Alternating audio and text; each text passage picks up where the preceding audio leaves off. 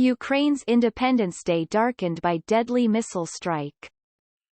Ukraine's Independence Day, which on Wednesday marked the 31st anniversary of when the country voted to break with the Soviet Union, has been a more somber affair this year, with officials attending memorials. The day was darkened by a missile strike on an eastern Ukrainian train station which killed at least 22 people, fulfilling warnings by Ukrainian officials. While previous years have been marked by celebrations and parades, Wednesday's commemoration comes exactly 6 months after Russia's invasion of the country began. President Volodymyr Zelensky marked the day with an emotional address that spoke of the Russian invasion as a new Independence Day, the day Ukraine had to fight for its freedom, rather than simply voting for it at the ballot box.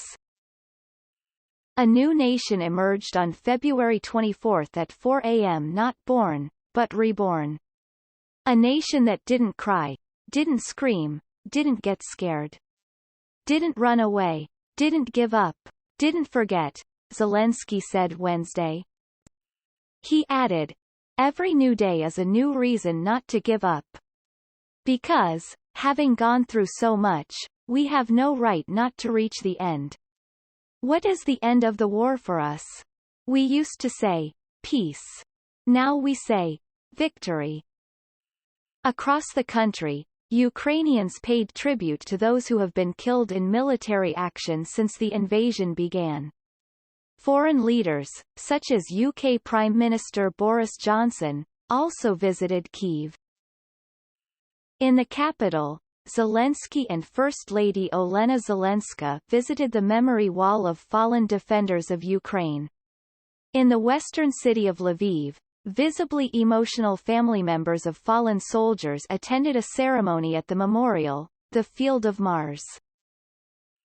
But Zelensky had also warned that Russia might step up efforts to launch attacks, including missile strikes, on infrastructure facilities or state institutions, around the holiday.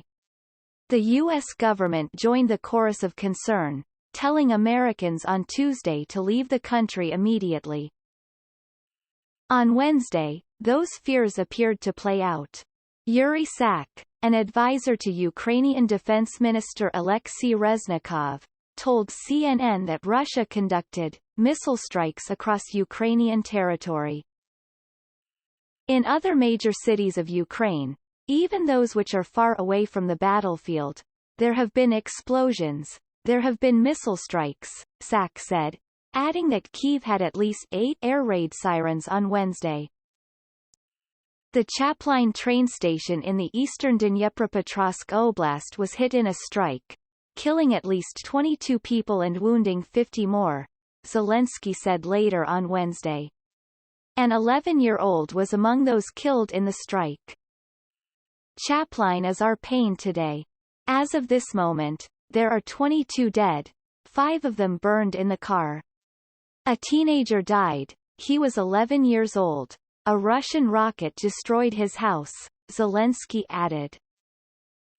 In lieu of a parade, wrecked and captured Russian military vehicles, including tanks, were placed on Khreshchatyk, Kyiv's main street, as a testament to Moscow's failed attempt to capture the capital in the early weeks of the war. On the eve of Independence Day, crowds of people were seen in Khreshchatyk, inspecting the display. Some children crawled up the rusty metal carcass of a tank, while others posed for pictures by the mangled vehicles. Lyubov, who asked for her last name to not be published, said she turned up to show the scrap metal parade to her 8-year-old son, Ilya. As Ilya climbed on a Russian combat vehicle, Lyubov described the parade as symbolic, saying, "A lot of people in Kyiv have forgotten about war, so I think this is a good reminder." Her husband, who is fighting on the front line, has implored her to leave the capital for their summer home 50 kilometers, 31 miles, away, she said. But she has refused to go. Even if there are massive missile strikes on Kyiv, on Wednesday, we will not leave, she said, explaining she has an emergency bag at home, with enough clothes and overalls in case of radiation pollution, in case of missiles. We are not that easily scared by them anymore. I don't feel festive about Independence Day. I rather feel sad, she added. Because I understand what is going on and my husband and brother are on the front line. Holding a Ukrainian flag, another onlooker told CNN she also has relatives fighting against Russia. My father is on the front line. A lot of my relatives are on the front line. So tomorrow is not a celebration per se, but honoring and feeling independence, because this time it will feel differently than for the previous 30 years, said Daria, 35, who declined to give her last name. U.S. President Joe Biden marked Ukraine's Independence Day Wednesday by reiterating the U.S. commitment to Ukraine with a new $2.98 billion investment in security assistance.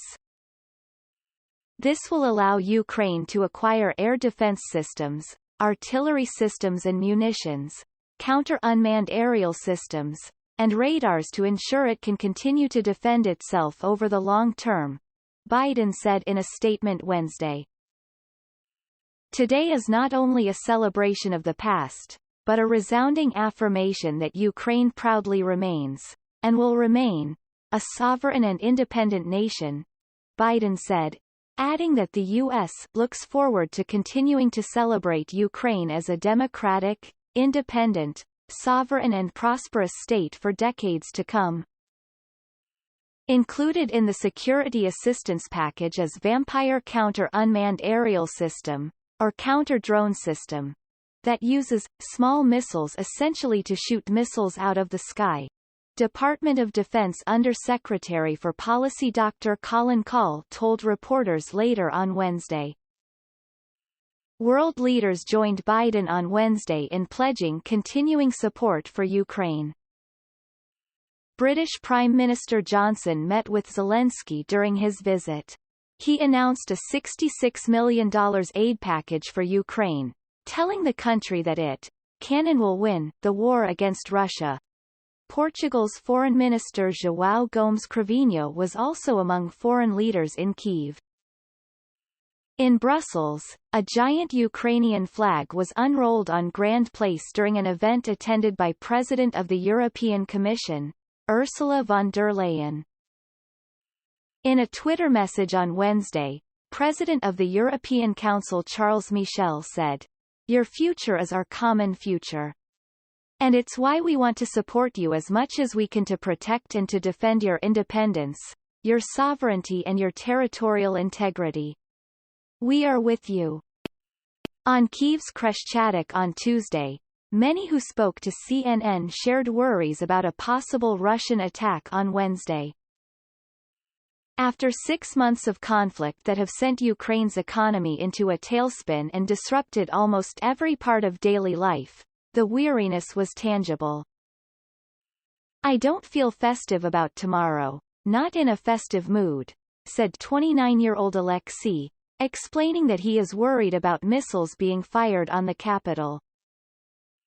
My hatred for Russians has grown so big that it's tearing me apart, said Anna, 68, who declined to give her surname for safety reasons. The clinic that she works in has told her to work remotely for the next few days.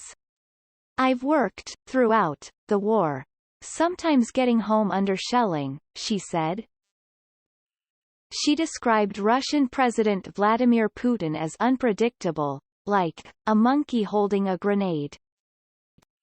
He says one thing, does something different and nobody can guess what's actually on his mind, she said.